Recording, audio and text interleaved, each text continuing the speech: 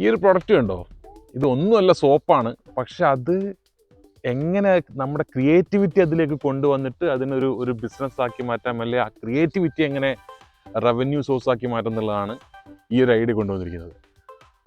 So ആൾക്കാർ ഒരു business തുടങ്ങാൻ ഒരു യുണീക്ക് പ്രൊഡക്റ്റോ യുണീക്ക് സർവീസോ നോക്കേണ്ട കാര്യമില്ല. എക്സിസ്റ്റിംഗ് ആയിട്ട് മാർക്കറ്റിലുള്ള കാര്യങ്ങൾ അതിലെങ്ങനെ ഒരു ക്രിയേറ്റിവിറ്റി ഒരു യുണീക്നെസ് കൊണ്ടുവരാൻ പറ്റും നോക്കുവാണെങ്കിൽ അത് നമുക്കൊരു റവന്യൂ സോഴ്സ് ആക്കി മാറ്റാൻ പറ്റുന്നതാണ്.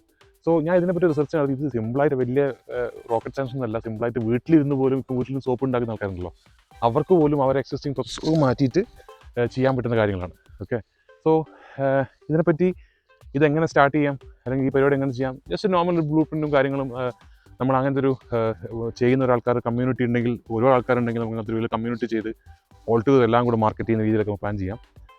സോ അറിയാൻ താല്പര്യം ഉണ്ടെങ്കിൽ ഒന്ന് കോൺടാക്ട് ചെയ്തോ, ഞാൻ എൻ്റെ കാര്യങ്ങൾ പറഞ്ഞുതരാം. So yeah, keep following.